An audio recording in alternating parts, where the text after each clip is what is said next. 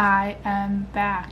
Not that anyone probably missed me. You've been sending flowers to me, flowers today. I haven't posted a video since the last day of Vlogmas. I don't know what it was. Vlogmas may have burned me out, so that could be a reason. Also, just the first part of the year, especially like January and February, those are just always hard months for me to want to do anything, because that's just when like the winter depression is like at an all-time high. And then I'm also dealing with January is my birthday, so I'm also dealing with growing old. February, it's like I feel like it's the same day every single day. So, and then March, I got a pup. She really likes staring out the window recently. I love you. Thank you. That's so sweet. She is, I was just thinking, if I think about it too much, I'll cry. But she is the love of my life. Even though she can be a pain in my keister. Right. Are you sometimes a pain? Except right now she's being so freaking cute.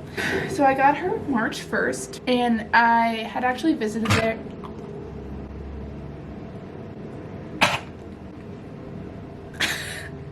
Just a little bit of a burp, hairball. That's what happens when you lick your private areas. Which I just realized she does, and she licked my face. I've been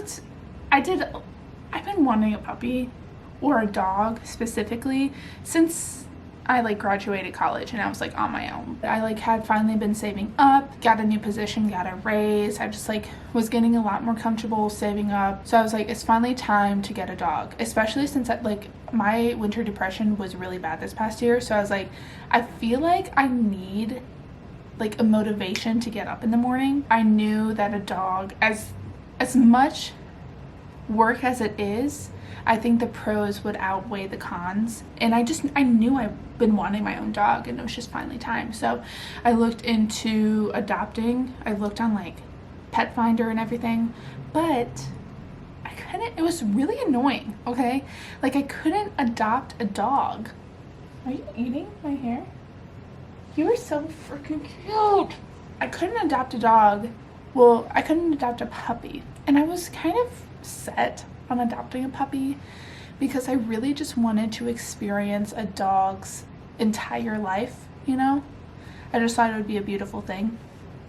And also, like, I kind of want a puppy, you know? Like, they're so cute. Like, shelters and stuff wouldn't let me adopt through them because, like, my apartment's lease or, like, pet lease mentioned something about them not being able to, like, pee on the carpets and stuff. And so they said that with a puppy they couldn't like guarantee. I don't know, I guess I get it, but my apartment told me I could have a puppy. So it's just, anyways, I decided fine, if it's going to be, and I applied for so many dogs and I kept getting heartbroken. So I was like, okay, I am going to Puppy World. So one day I was actually set on a Boston Terrier pug.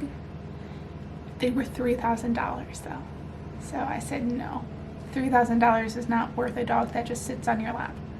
And the corgis were like cheaper than that, but still more than I wanted to spend.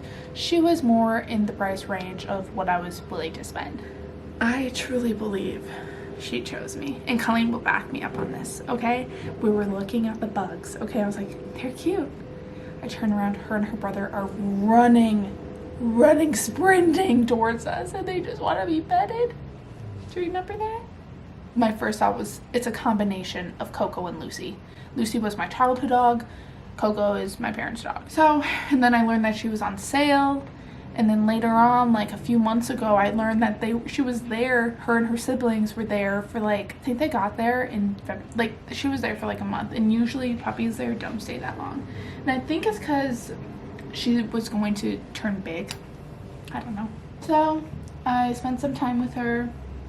Something else that really got me, I was holding her head. She plopped it right over here. I think we were destined to be. So she's a standard poodle, female.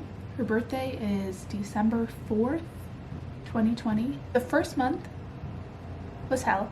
No other way to put it. I don't think I'll ever get a puppy while living in an apartment again. I feel like the only way I can do it is if I own my own house and I don't have to worry about barking, because she is a barker. And especially when she was a pup, I could not be away from her. Yeah, you just love your mama. You love me. So yeah, she has been taking over my life. She's gotten so much better though. Anyways, also other updates. I'm moving again. There's something about this apartment that makes me hate my life. I think it's this wall. Colleen and I are moving in together, and it's going to be like a newly renovated place, and it's going to be almost half of what I'm paying here.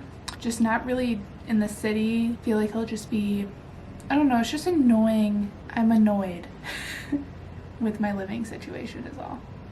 Other than moving,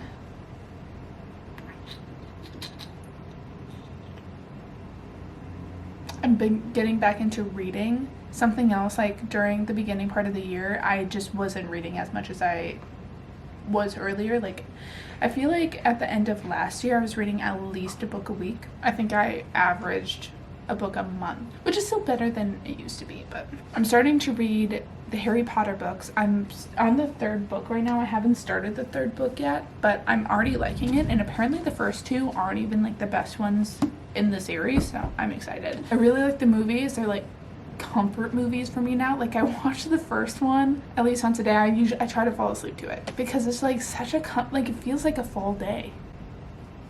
This book is my current obsession. I started this last night, already almost halfway done with it. It's called Malibu Rising. It's I got it for my book of the month. I haven't read a book of the month. I have so many book of the months like just waiting for me to be read. But this one I knew I wanted to read it right away because I can never remember the title. I like merge all of them together. Daisy Jones and the Six. I really like that style and like the oral history and how I felt like I was watching a movie. And I really like books where I feel like I'm watching a movie. But this one is like exactly that. Like, I can imagine, like I feel this is giving me anything that I read of hers gives me Once Upon a Time in Hollywood vibes.